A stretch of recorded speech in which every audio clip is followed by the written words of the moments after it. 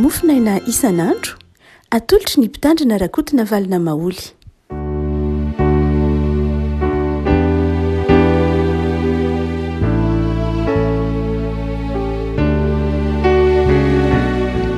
Falmirabatsika afaka malalatra tetelaka misy 520 ny volana desambra ity ny mofinaina valahatra ho antsika anio dia ny epistilo any Hebreo toko faharoa Hebreo toko faharoa andininy fahafolo Hebreo toko faharoa andininy fahafolo ka hatramin'ny 20 amin'ny anaran'i Jesosy.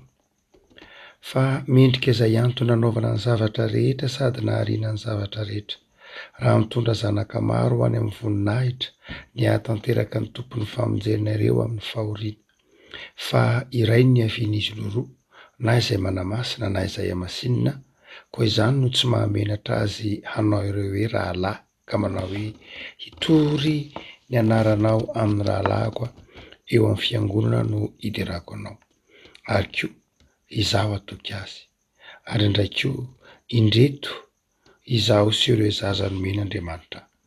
Koa samy manana nofo amandrany zaza dia mba nandray izany koa izy mba handringana ny fahafatesana ilay manana ny herin'ny fahafatesana dia ny devoly. Ary mba hanafahany izay rehetra nandany fiainany rehetra tamin'ny fahandevozana no nitahotra ny fahafatesana. Fa hita marina fa tsy anjely no vonjeny fa ny taranak'i Abrahama no vonjeny. Koa amin'izany dia mendrika mba atao tahaka ny rahalahy amin'ny zavatra rehetra izy mba hompisorona be mamindra fo sy mahatokiny amin'Andriamanitra mba hanaovany fanafotana no ny heloky ny olona. Fa satria nalaim-panahy tamin'ny tenany tamin'ny fahorianany entiny dia mahavonjy izay alaim-panahy koa izy. Ray masino, manamasinana ny fahamarinana, ny teninao ny fahamarinana. Amen. Mikasika ny momba ny famonjena na ny lalam-pamonjena no aseho n'ity epistily ho an'ny Hebreo toko faharoa ity. Tena manazava mihitsy izy ny antony hoe nahoana moa no mahavonjy ny olona Jesosy. Nahoana no mitondra famonjena ny olona Jesosy. Ary mpamonjy tokoa Jesosy, fa mpamonjy ny olona amin'ny inona moa Jesosy. Zay raha mamaky ity epistilo an'ny Hebreo ity isika ny toko faharoa dia mazava tsara. Mpamonjy Jesosy fa mpamonjy ny olona amin'ny inona izy. Ary nahoana no mahavonjy izy. Ary koa aza mbola valiany hoe raha mamonjy izy, iza no vonjeny. Dia ity fanontaniana fahatelo ity no voalohany valintsika ny hoe mamonjy Jesosy fa iza no vonjeny Jesosy. Dia hoy ny epistilo an'ny Hebreo manao hoe tsy ny anjely no vonjeny fa ny taranak'i Abrahama no vonjeny. Nahoana taranak'i Abrahama lazainy epistilo an'ny Hebreo? Mazava ho azy satria epistily ho an'ny Hebreo io. Fa tsy epistily ho an'ny mazava ho azy nosoratana ho an'ny Jiosy kristianina. Dia zay mahatonga azy hoe lasa niivo tamin'ny Abrahama lay hoe famonjena ny taranak'i Abrahama.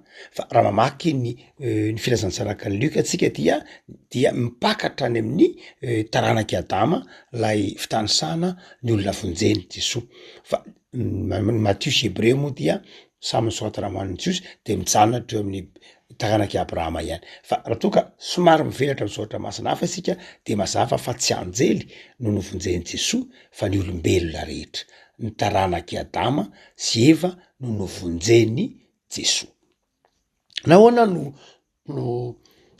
mahavonjy Jesosy? Nahoana no mahavonjy Jesosy? Raha toa ka mamaky ny tapany voalohany sika dia mampiavaka an Jesosy amin'ny olombelona rehetra dia izao izy dia Andriamanitra tonga nofo. Izy dia Andriamanitra tonga nofo. Raha olombelona fotsiny izy dia tsy mahavonjy. Ny tenany aza mbola ao anatiny ny ota raha olombelona fotsiny izy. Raha ohatra ka Andriamanitra fotsiny ihany izy dia izao tsy mahavonjy. Fa tsy maintsy tonga olombelona izy. Nahoana no tsy maintsy tonga olombelona lay Andriamanitra? Ny zavatra mitranga dia mazava io teneny epistilo an'ny Hebreo io no hoe ny andininy fa 520 koa satria manana nofo amandrany zaza de mba nandray zany ko Jesoa mba handriganany amin'ny fahafatesana ilay manana ny herin'ny fahafatesana teny devoly. Zany hoe ny nahatonga an' Jesoa tsy maintsy ny tafinofo dia tsy maintsy izy andalo ny fahafatesana. Tsy maintsy andalo ny fahafatesana izy. Raha olombelona nefa no mandalo ny fahafatesana de tsy hitsangana amin'ny maty, tsy handresy ny fahafatesana. Fa izao Andriamanitra ny tonga olombelona. Tsy maintsy mandalo ny fahafatesana mba handresy ny herin'ny fahafatesana. Zao mantsy, raha toa ka matsiaro tsara ny bokin'ny Genesis toko 3 isika dia sy ny epistiliny Satan'ny Paoly any Rômanina de mazava ny hoe ny fahafatesana de noetin'ny fahotana. Ny fahafatesana de tambon'ny ota. Ny fahafatesana dia nateraky ny ota. Io fahafatesana io endrim-pahafatesana ahitantsika azy io de vokatry ny fahotana io. Zay mahatonga an'ilay hoe iza ny manana ny herin'ny fahafatesana? Ny devoly. Manana ny herin'ny fahafatesana ny devoly satria izy no nampanota ny olona.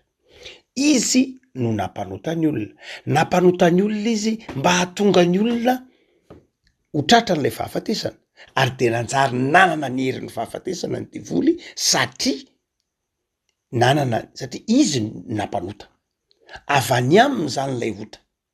Avy amin'ilay fahotana, ary satria avy amin'ilay fahotana de ny fahotana no mitondra ny fahafatesana. Noho zany dia lasa nanakely tamin'ny olombelona ny fahotana ny fahafatesana. Ahoana ary ny fomba analana teo am-pelantanany lay ratsy ny herin'ny fahafatesana? Tsy maintsy nandalo fahafatesany Jesoa ary naka ilay fanalahidin'ny fahafatesana. Ahoana ny fomba nakan'i Jesoa ilay fanalahidin'ny fahafatesana? Nandalo ny fahafatesana mihitsy izy, zay lefa nekepinotsika hoe nidina tany amin'ny fiainany tsy hita. Nidina tany amin'ny fiainany tsy hita izy, naka ny fanalahidin'ny fahafatesana ary nitsangana tamin'ny maty. Tsy voazo ny fahafatesana intsony. Zany hoe any amin'ny Jesoa zany ny fanalahidin'ny fiainana, ary any amin'ny Jesoa ny fanalahidin'ny fahafatesana.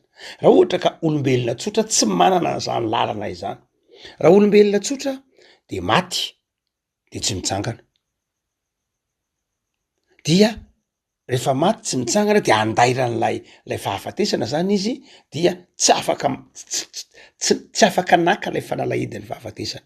Fa Jesoa maty de nitsangana tamin'ny maty, tsy resy ny fahafatesana. Ary tsy vitany hoe tsy resy ny fahafatesana fa naka lay fanalahidin'ny fahafatesana. Ary zay mahatonga ny epistily ny bokin'ny Apokalipsy miteny manao hoe Jesoa lay manana ny fanalahidin'ny fahafatesana sy ny fiainana, lay fiandohana sy fiafarana. Afaka hotsika manao hoe mahavonjy Jesoa. Mahavonjy ny olona amin'ny fahafatesany Jesoa. Ao amin'ny Jesoa no ananan'ny olona fiainana, ananan'ny olona finoana sy ny fitsanganana amin'ny tenany maty indray. Raha ohatra mantsy ka anjely ny rahan'Andriamanitra hamonjy zao tontolo zao de tsy mety. Satria ny anjely de tahaky ny olombelona ihany. Ina matahaky ny olombelona ny anjely? Voahary tahaky ny olombelona ihany ny anjely. Ny anjely dia fanahy eo akaikin'Andriamanitra, izay any amin'ny fanjakan'Andriamanitra. Ny anjely de voahary nataon'Andriamanitra hidera sy hanome voninahitra azy any amin'ny fanjakan'Andriamanitra. Noho zany de zao tsy mety raha anjely nondrahan'Andriamanitra monjy ny olona. Tsy mety satria tsy tamin'ny alalan'ny anjely nahariana izao tontolo zao. Nahoana no tsy maintsy Jesoa ny tonga nofo? Nahoana no tsy maintsy ilay zanak'Andriamanitra ny tonga nofo? Satria tamin'ny alalan'ny Jesoa no nahariana izao zavatra rehetra zao. Hoy Jaona, filazantsara-masina araka ny Jaona toko 1, tamin'ny alalany no nisy mpiainana, ary ny fiainana ny fanazavana ny olona. Zany hoe tamin'ny alalan'ny Jesoa no nisy ny antsoina hoe aina, tamin'ny alalan'ny Jesoa no nisy ny antsoina hoe fiainana, tamin'ny alalan'ny Jesoa no nahariana izao rehetra zao. Andriamanitra zany raha nahary izao tontolo zao, ny ainga tamin'ny tsy misy. Fa inona le tsy misy ny aingany? Ny tenin'Andriamanitra, ny tenin'izy Andriamanitra. Tamin'ny alalan'ny Jesoa no naharian'Andriamanitra tamin'ny alalan'ilay Jesosy zanany, naharian'Andriamanitra izao zavatra ary rehetra izao. Jaona miteny hoe lay logos io, Jesoa io Jesoa lay teny, lay Jesoa lay Andriamanitra ny teny manao hoe misy mazava iny tenin'Andriamanitra iny le logos iny le verbe na parole iny ilay Jesoa io Jaona.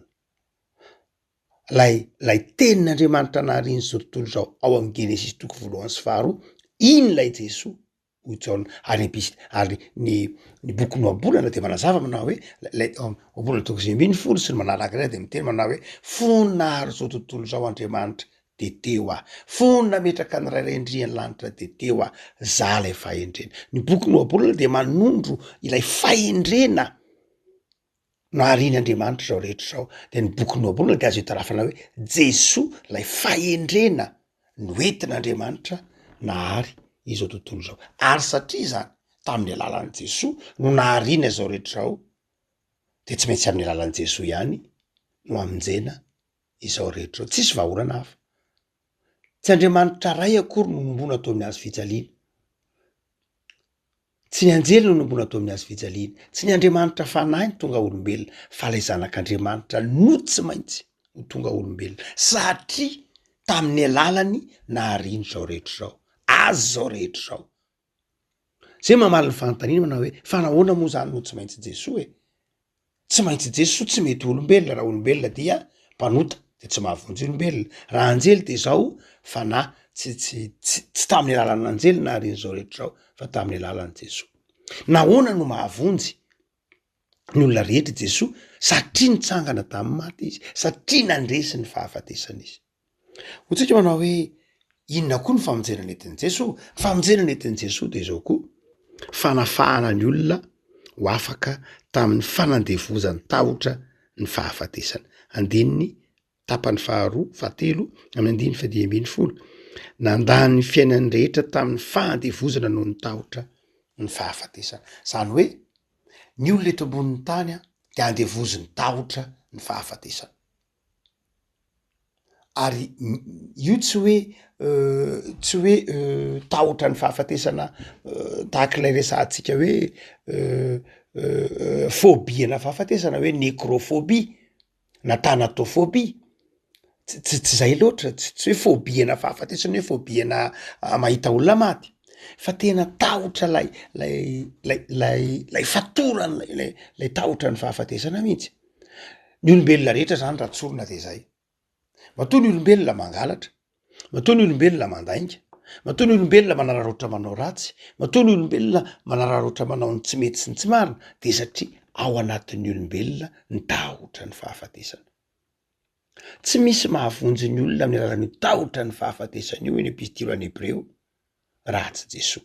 Jesoa nanana ny fanalahidy, nitsangana tamin'ny maty, ary nampipitrapitra na ny marimarina koa nanitsaka ny lohan'ny Satana izay nanana n'ilay fanalahidy ny fahafatesana, satria tsy nanan-kery tsony ny ota. Tsy lasa sy nanan-kery amin'ny olona tsony ny ota. Zay nge mahatonga ny Jaona miteny manao hoe ny zanak'Andriamanitra de tsy manota e. Tsy manan-kery itsony lay ota, tsy manan-kery itsony lay ota amin'ny olombelona, satria ampino, satria zanak'Andriamanitra izy. Tsy manota akory izy, mazava ho azy manota izy, de mila mibebaka izy. Fa izao tonga no ny herin'i Jesoa de manjary mandresy ny ota sy ny fakapanahy ny mpino. De tsy manan-kery amin'ny olona tsony ny fahafatesana, tsy manan-kery amin'ny olona ny ota, satria ao am' Jesoa izy. Dia ao am' Jesoa izy de no amarininy Jesoa, no amarininy Jesoa, no sasany Jesoa tamin'ny rany, de tonga olom-baovao. Ary olom-baovao zay miaina ny fiainana vaovao. Tsy hoe lasa anjely izy akory, tsy zay loatra, fa tonga olom-baovao. Zany hoe tsy mandaitra amin'ny ota. Inona hoe tsy mandaitra amin'ny ota? Tsy manota tsony ve izy? Tena mbola manota izy. Zay mahatonga Martin Luther hoe mbola manota foana na de ny mpino ary, fa izao marina isan'andro izy, satria mibebaka isan'andro. Mibebaka isan'andro izy, de marina isan'andro izy, de amarinina isan'andro izy. Fa manota ny olombelo, manota izy na de zanak'Andriamanitra ary, mazava ho azy. Fa izao mibebaka isan'andro izy de amarinina isan'andro izy de lay endriky lay vokatry lay fahotana de zao tsy lay fahotana mitondra ny olona ho amin'ny fahafatesana intsony fa ny fanalahidiny fahafatesana de tsy any amy devoly fa any amy Jesoa lay mpamonjy any amy Jesoa zany zao ny fanalahidin'ny fiainana any amy Jesoa ny fanalahidin'ny fahafatesana. Rehefa ko malala Krismasy ny andro manana anjara am'zany ve isika ny valiny eny manana anjara am'zany hoe tsy andevozony tahotra ny fahafatesana zany tsony fa olona afaka ao amin'ny hira fa rehefa tonga amy Paska de rehefa amin'ny hira fa 120 de mihiry tsika manao hoe ry fahafatesanao aiza moa ny herinao. Paoly amin'ny Korinthiana 1:10 de manazava momba ny fahafatesana manao hoe amin'ny fotoana hitsanganany ny olombelona ny mpino amin'ny maty vo tena tanteraka le hoe aiza ny fanondronanao ny fahafatesana zany hoe aiza lay fitaovana eny am-pelantananao de ny ota aiza resy anao ny fahafatesana. Afako manana anjara am'zany sika manana anjara sika amin'ny hoe hitsangana amin'ny maty manana anjara tsika manao hoe mandova fiainana ao ambadiky ny fahafatesana fa manana anjara indrindra sika fa olona tsy andevozony zao tontolo zao olona tsy andevozo ny fahotana olona mahafantatra ny tsara tokony atao ary olona manana herim-panahy ianao ny tsara ary olona koa manana herim-panahy handa ny ratsy. Afako manana ny tompo isika manana ny tompo ianao manana anjara am'zany anao am'izao Krismasy zao tonga nofo Jesosy zaza mba hamonjy atsika tonga nofo Jesosy ary nandray ny tafilay tena ny olombelona ny tafilay tena mpanota na de tsy nanana ota azy izy mba hahatonga atsika ho afaka ao anatin'izany fonjan'ny fahotana zany. Reto zavatra roa reto ary havako ny tokony ho an-tsainao am'izao akatoky ny Krismasy zao ny voalohany indrindra de zao ny fisaorana sy fakasitranan'Andriamanitra lalandava fisaorana sy fakasitranan'Andriamanitra ray zanaka fanahy no nanekeny hamonjy atsika ty an'ity zao tontolo zao ty nandefitra nge Jesosy nanafoana tena nge Jesosy ary zany ray afaka ny tadiavin'Andriamanitra ny finotsika fa tonga nofo atsika io Jesosy io izay rambarany Baiboly ary ireo mpanoratra ny filazantsara ireo mpanoratra ny epistily de vavolombelona manazava an'izany manazava hoe zao no izy tonga nofo le zanak'Andriamanitra amonjy atsika. Betsaka ny tenen'ny epistily ny soatan'ny Jaona manao hoe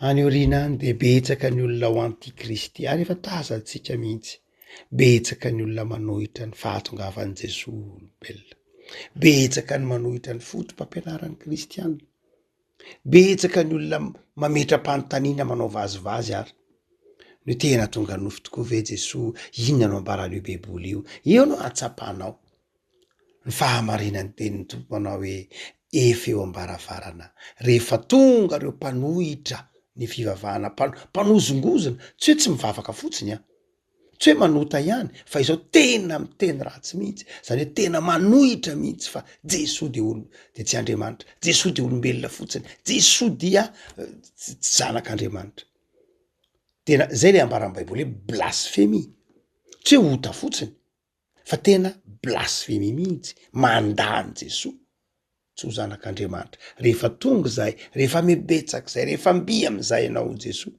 de miomana fefakaiky ny farany efa tsy lavitra ny farany ary efa mahita an'izany tsika na amy fahita lavitra amy teny malagasy ary ahitanao olona mandany Jesosy tsy ho zanak'Andriamanitra fahita lavitra amy teny malagasy io ary de misy mandresy lahatra aminao hoe tena tsy ivy fivavahana kristianina io ny fahita zay tsy hitanao zany 30 taona lasa tsy hitanao zany 50 taona lasa misy malagasy zay miteny mihitsy ary hoe de tsisy Andriamanitra ny malagasy nentim-paharazana anaka de zao mino ny fisinana na de reo malagasy mpanompo sampy fa izay tamin'ny andron'ny Andrianamponomerina tamin'ny andro Andriamasina vala tamin'ny andro Ratsimilaho sy ny sisa reny malagasy rehetreny de nino ny fisin'Andriamanitra tsy nino momban' Jesoa izy mazava ho azy fa izao tsy fomba tsy toetsaina malagasy mihitsy zany hoe nino ny tsy fisian'Andriamanitra izany. Ny malagasy rehetra raha tantara de nino ny fisian'Andriamanitra fa ankehitriny betsaka ny malagasy samy teny manao hoe de tsisy Andriamanitra. Taratry ny tarafatsika manao hoe mizotra mankany amin'ny amafisam-pony olona de zao fampiomanana zany. Fa ny faharoa zay toetsaina tokony anananao tsy ny fisaorana tsy ny fankasan'Andriamanitra ihany zava-dehibe zay fa ny faharoa de zao fanoloran-tena. Fanoloran-tena ho an'Andriamanitra, fanoloran-tena ho an'ny Tompo. Ndray maka raha saika hovonoina lay lehilahy antsoiny hoe Polycarpe. Tsy saika hovonoina fa hovonoina mihitsy izy. Lay lehilahy antsoiny hoe Polycarpe eveka zay araky ny tantara dia ilay zazalahy kely niraisin'i Jesoa de nitsofina rano le hoe de nandray azy Jesoa de nitso-drano azy de nametra-tanàna taminy de nitso-drano azy. Iny zazalahy iny lay atao hoe Polycarpe ny anarany. Ary dia tonga hiveka izy dia tamin'ny fotoanan'ny fanenjehana dia ambadiky ny taona 450 aorianan'i Kristy zany dia niterena izy manao hoe mampalahelo ianao rangahy ty, efa antitra be io mpianatry Jaona apôstôly izy, ianao io ve de mampalahelo ianao fa mitenena ratsy miala amy Jesoa de avelana ianao. Nisy martiora malagasy koa tahak'izay raha tantara raha Nivo martiora navaran-drano martiorany lazaina hoe amitenena ratsy ankizy vavy kely io ve ianao mba mandava any Jesoa de mbiosy fotsiny de tsy ampaninina anao tsy hikaso tanana anao zahay. De hoe nitenin'ny Polycarpe manao hoe raha Nivo koa no teniteny mitovitovy am'zany ny teny manao hoe inona moa ny ratsy nataon'i Jesoa, mbola nanisy ratsy anga Jesoa no hiteny ratsy azy aho. Tsy hamadika azy satria mbola tsy nanisy ratsy azy. Ry havako, nanisy ratsy anao ngamoa Andriamanitra. Fa inona ny ratsy nataon'Andriamanitra anao no itenenanao ratsy Andriamanitra? Fa inona ny ratsy nataon'i Jesoa anao no itenenana ratsy Jesoa? Zay mahatonga hoe tena fanahy hafa mihitsy. Fa naninona antsika moa Jesoa sanatria? Naninona ny olombelona? Maninona sahan'ny olombelona tenenina ratsy? Zay no ahafantaranao fa efa fanahy hafa mihitsy. Zay ny vao mainka tokony ampiorina atsika amin'ny finao hoe Tompo manolo tena ho anao aho. Tompo manaiky anao aho, manaiky ho mpanomponao aho. Rehefa am'izao krismasy zao de avaozy ny fanoloran-tena miaraka amy Jesoa. Teny tahaka amy Polycarpe manao hoe Tompo, tsy mbola nanisy ratsy ahy ianao. Za tsy hivadika aminao, za hiaraka aminao foana. Zany fanavaozana fanoloran-tena zany dia mahatonga ny herin'ny fanamasina miasa mahery ao anatintsika ka mahatonga atsika manompo amin'ny fitiavana. Mahatonga atsika miazona lay fanekem-pinoana. Ray maky Petera de miteny an'izany mihitsy hoe Tompo ho any amin'iza moa zahay, tsisy andehananay nge ianao ihany manana teny fiainana mandrakizay, manana anjara famonjena eo amin'ny Tompo anao satria efa tonga olombelona izy nitsangana tamin'ny maty hamonjy anao ary hamonjy anao tsy amin'ny herin'ny fahafatesana ihany fa mitahotra ny fahafatesana. Ivavaka sika Tompo ampisaotranao zahay noho ny amin'ny soratra masina zay azonay novakiny, azonay iainana. Misaotranao ny amin'ny fitarihan'ny fanao masina ka mazava antoponay ny fampiorenana anay amin'ny finoana. Tompo, terizo ny fanoloran-tenanay. Hitoetra ao aminao mandrakariva. Misaotra noho ny amin'ny famelan-keloka natolotroanay teo amin'ny hazo fijaliana. Misaotra noho ny fanekenao tonga olombelona hanafaka anay amin'ny ota sy ny vokatry ny fahotana rehetra. Akaiky ny krismasy Tompo. Aza vela andalo foana aminay ny krismasy ny taona 2024 fa avaozy zahay, avaozy homendrika anao, avaozy ny tokantranonay, avaozy ny tanindrazanay, avaozy ny fiainanay tsirairay avy mba tsy anjakan'ny tahotra ny fahafatesana na anjakan'ny ota fa anjakan'ny fiainana sy ny fifaliana. Manjaka tomponay Jesoa ary mitoera amin'ny mandrakariva tompo tsara. Amen.